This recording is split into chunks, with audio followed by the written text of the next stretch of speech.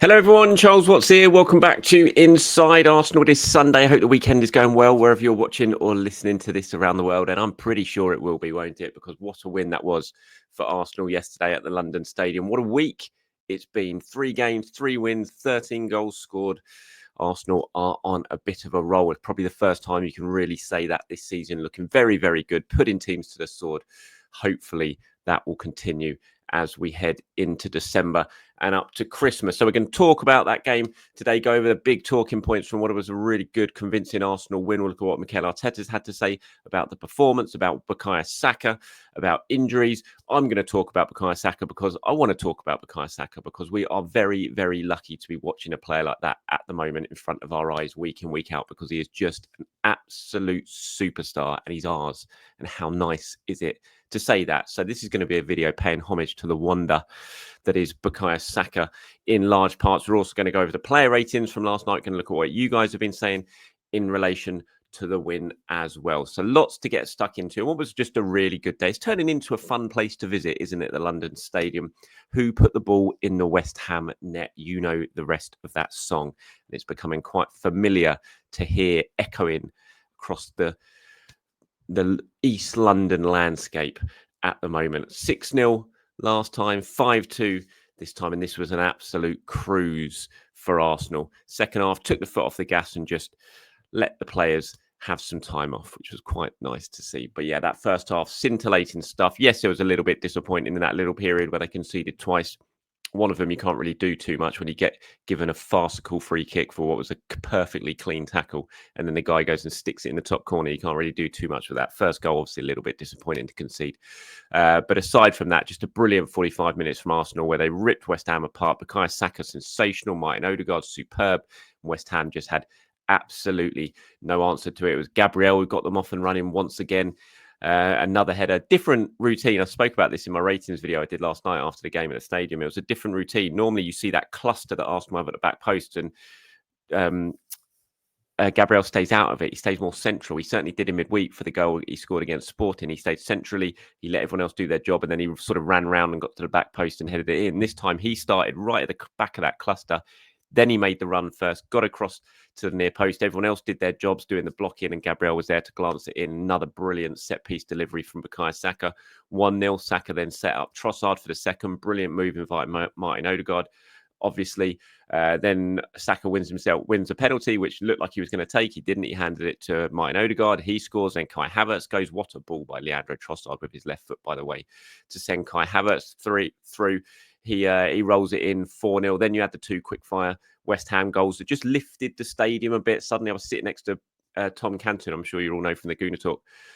Sitting next to him in the press box yesterday. And when that went in and the stadium went up, we were both just sitting there like, oh my God, you're kidding. Just flashbacks to Newcastle all those years ago came back. It was really important that Arsenal got that 5th goal just before half-time from the penalty spot after Fabianski had cleaned out Gabriel, and it was just really important that you got that 5th goal and sort of just took the sting out of the potential comeback and just quieted the place down again at half-time. And the second half was it was a cruise. There was so many substitutions. Arsenal have had a really busy week, including travel to Portugal. They've got a big week coming up with Manchester United in midweek. Made perfect sense just to manage that game, to make the substitutions. And Arsenal just absolutely cruised through the second half. Couple of scares, one very late on when Danny Ings went round Raya after Saliba sort of tried to cut the ball out, but ended up playing it into Ings' path. But apart from that, Arsenal kept West Ham at arm's length. The away fans just enjoyed themselves for 45 minutes, song after song.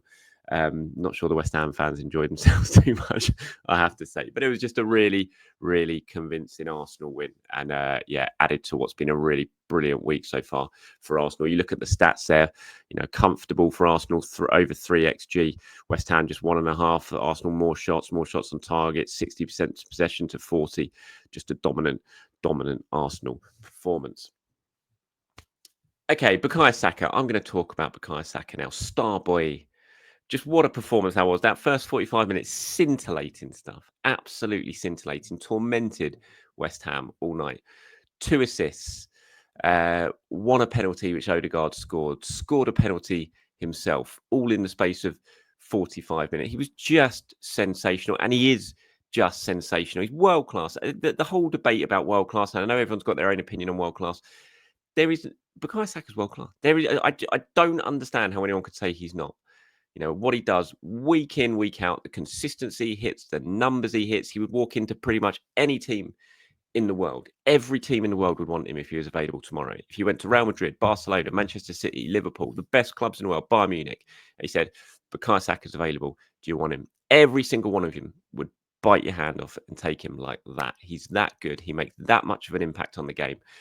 And what he's doing this season is just pretty remarkable. You look at the stats from this season in the Premier League, most chances created in the Premier League this season, Bukayo Saka, 36. Most big chances created in the Premier League this season, Bukayo Saka, 16. Most assists in the Premier League this season, Bukayo Saka, 10. 5 goals, I think it is now, he scored as well. He's halfway to the Premier League assist record already, which Kevin De Bruyne and Thierry Henry hold of 20. We're not, and by the time he made it to 10 yesterday, we were still in November.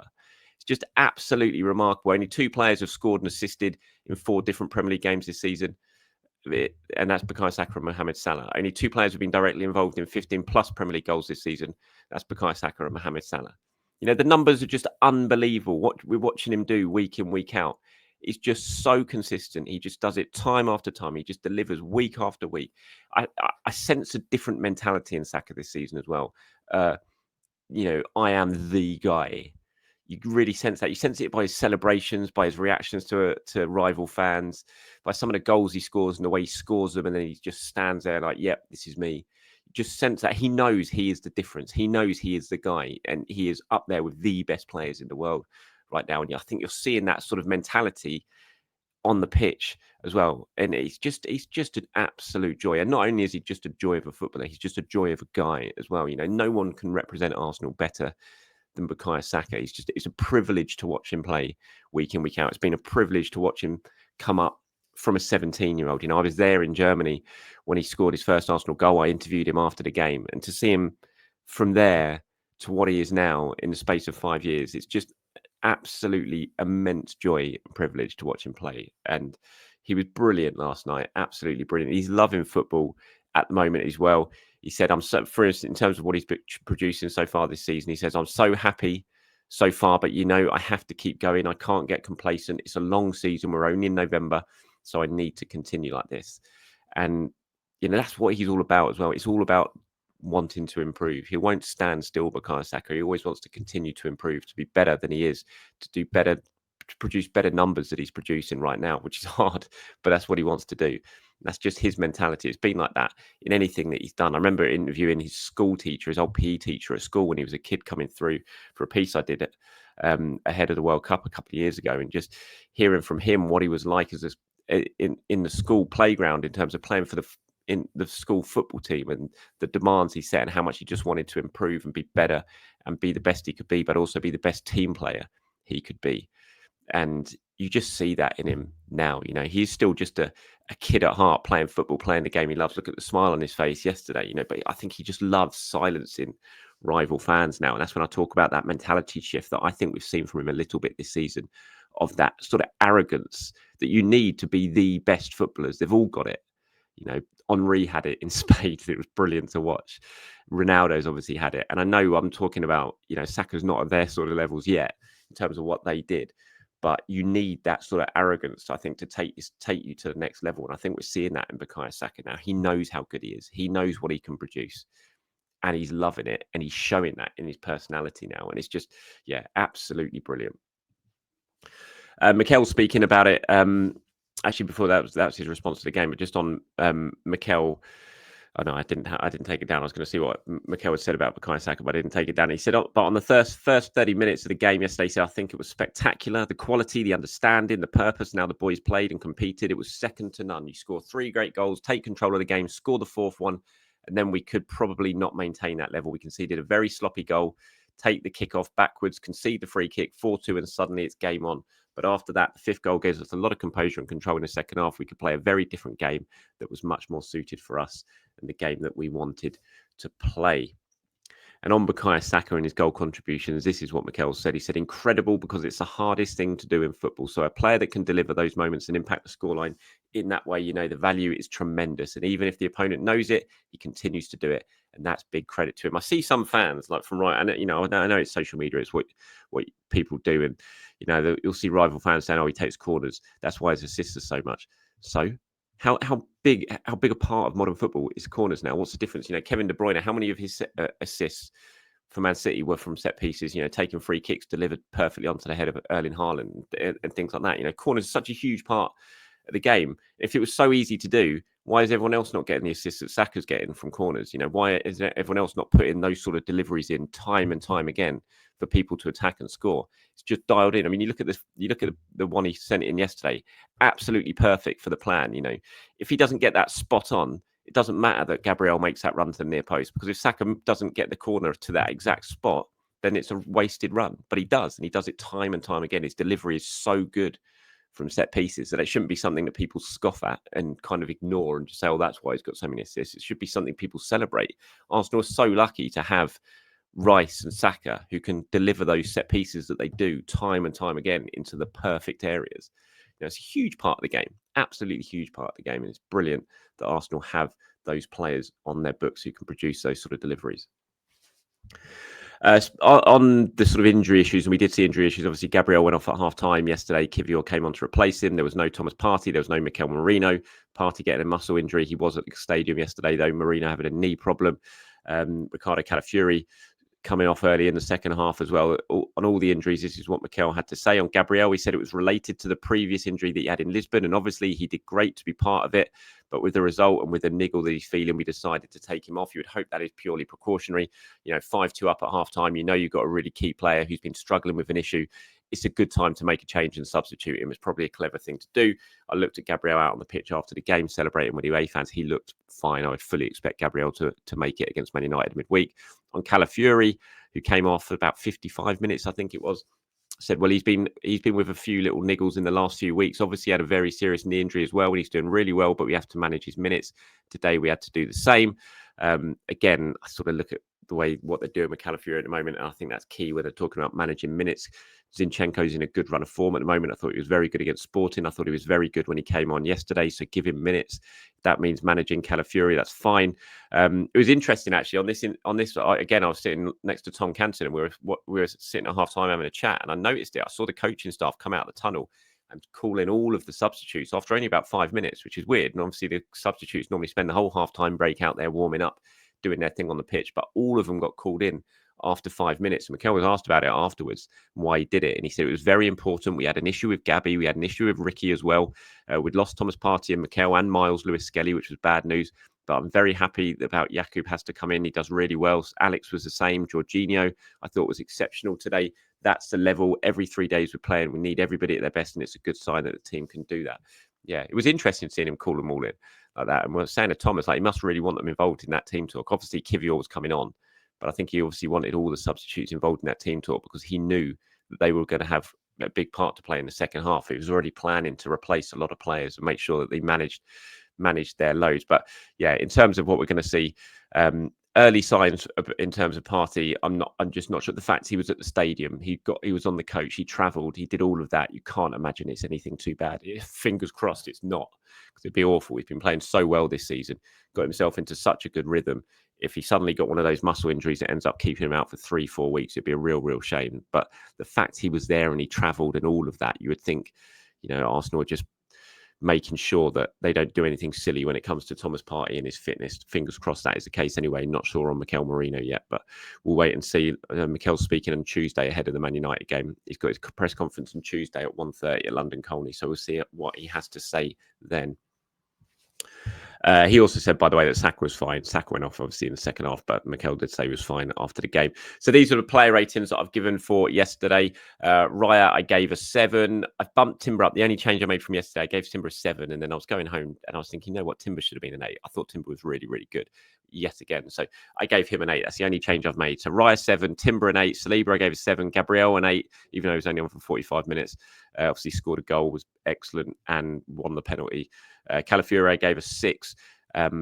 Maybe the first goal, Trossard obviously let Wan-Bissaka run off him, but I thought Calafiori's just body shape was wrong for that play as well. He's still obviously got quite a bit to learn, Calafiori, defensively. He's a fantastic player. I love him. He's so raw, and I'm sure he's going to turn into a wonderful defender after quite a lot of coaching with Mikel and the coaching staff over the course of the next sort of 12 months or so. But you can see he's raw, and there's certainly defensively the things to work on there. They gave him a 6. Jorginho gave 7. How lucky are Arsenal that when Thomas Partey drops out injured just before the game, you can just bring in someone like Jorginho, who was excellent in that first half, controlled things. Odegaard, I gave an 8. Rice, I gave a 7. Saka, obviously my man of the match, 9 out of 10 for him. Havertz, I gave a 7. Trossard, I gave an 8. I thought Trossard played well. He's had a good little run of form after the international break. Trossard, I thought he was good in that game against Nottingham Forest. Obviously was rested against Sporting, but came on in the second half, scored a goal. I thought this was his best start for a long time yesterday. Obviously scored brilliant ball for Havertz to set up the goal as well. Yes, he got caught out for West Ham's goal, I know. But on the whole, I thought it was a really good performance from him in that first half when Arsenal were brilliant. He really ran at Wan-Bissaka as well. Played more like an orthodox winger at times, hugging the touchline, actually running at the fullback and sort of pushing him backwards. I thought it was a good performance from Trossard. Subs who came on, Kivior, Jesus, Zinchenko, Sterling, Ranieri. I thought Zinchenko was the pick of that bunch. Thought he played very, very well when he was on the pitch, as he did against Sporting when he came on in the second half as well. Jesus and Sterling had bright moments, couldn't get themselves on target. Both had chances. Sterling put a free kick just wide. Jesus hit the side netting with one. Almost. I thought Sterling had set him up for a really good chance late on. It looked like he just nicked it past the defender, but the defender sort of stuck his foot out behind him and just nicked it away from Jesus when he thought he was going to shoot. It's just kind of the way things are going for Jesus in front of goal at the moment. But yeah, out of the substitutes who are on the pitch, I thought Zinchenko was certainly the pick of the bunch. Moving on to some of what you guys have had to say in relation to yesterday's win. Gordon says, great winning performance. Must admit, I was getting a bit fidgety in my seat when it went to 2-4, but the second pen relaxed things. Arteta did look furious going down the tunnel at halftime. Bring on Amorim's Manu. Let's give them similar treatment. Come on, you Gunners. ZA says, the second half reminded me of when Arsene Wenger used to tell his teams not to humiliate the opposition if they were ahead on goals. Made total sense to reserve energy levels because of the midweek game. Saka and Odegaard were both sublime. Declan looks like a dynamo again. My favourite player at the moment, the bionic Timber. So dependable, yeah. Jurriën Timber. I do love Jurriën Timber. Every single game you see him play at the moment. Just fantastic. Fantastic player. Magoo says, imagine Saka's numbers if he took our penalties as well. At 23 years old, he's so consistent.